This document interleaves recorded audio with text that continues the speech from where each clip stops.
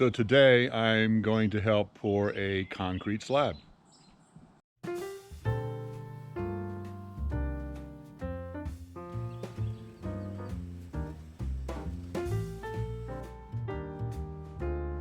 Here we go.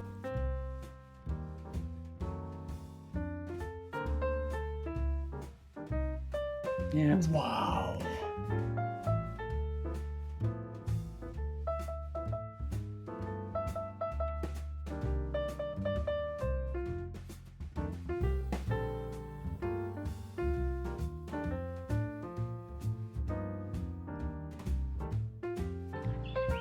Hey everybody, this is Bill with Live Simple, Live Free, and many of you know my son Barry here, and what's really cool is that he's building an addition on his house at the same time I'm building the addition on my house. If you're following his channel, Empty Hammock, then you're following along with the progress. And I come up here occasionally to help when he needs it, and today he's going to be pouring this slab right here, so I'm going to be helping him along with a couple of other people. If you'd like to see the complete progress of his addition here, you can follow his channel, Empty Hammock. Here's what he's got with his addition. He put that on there. That's going to be and then this right here is going to be a solarium greenhouse solar.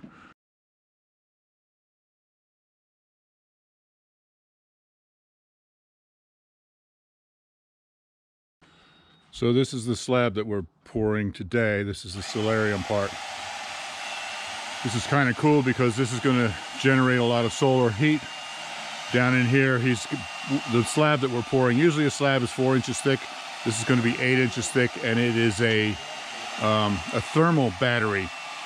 The sun will heat it up, and that 8 inches of concrete will give a lot of warmth, and then it'll radiate the warmth in through the house.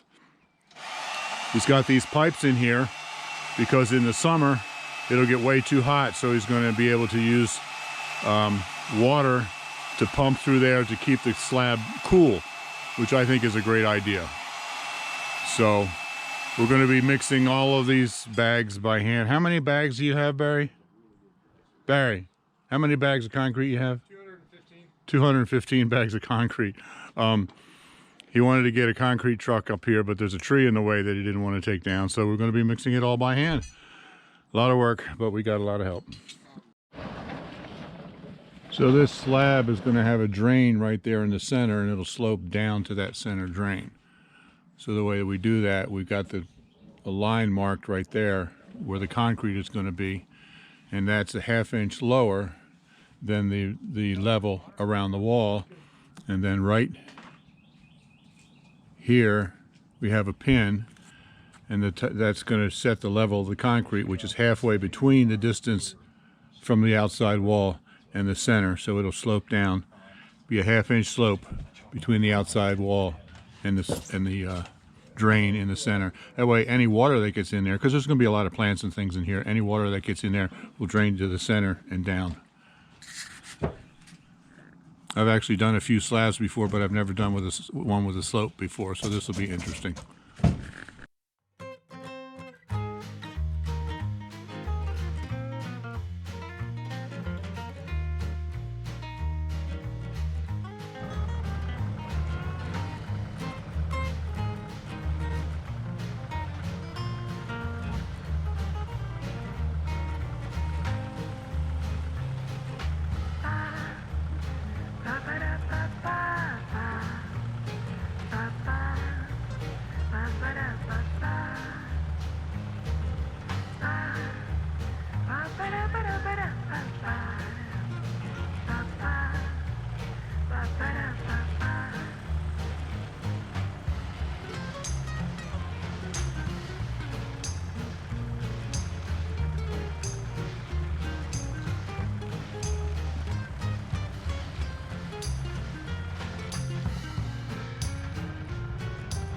So I was operating the front end loader, and Barry and Carly and a friend of Barry's that he calls the professor were mixing the concrete.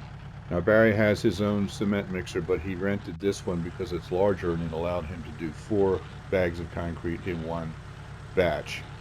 And then he would empty the concrete into the bucket of the loader, and then I would use the loader to take it over and dump it into the foundation where we had a couple other guys that were spreading the concrete. It was actually a pretty efficient system, especially because all I did was sit on the front end loader. Didn't have to do any of that heavy work. I think Barry looks out for his old man like that.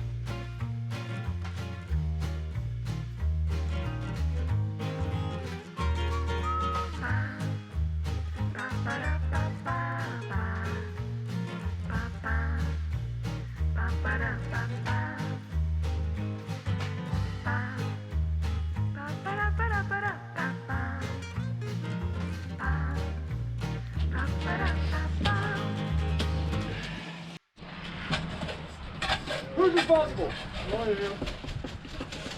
You must not be a millennial.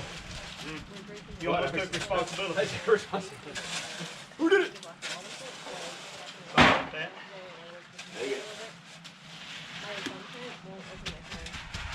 You need that coming over here? Or Yeah, I'm definitely missing some stuff. Don't grow that.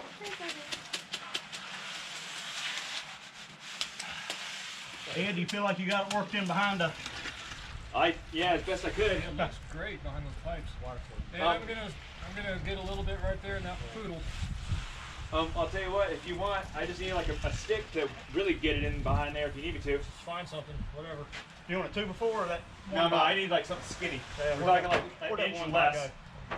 go? I don't really know whether it's low in the middle or not, Barry. Like it should be, but...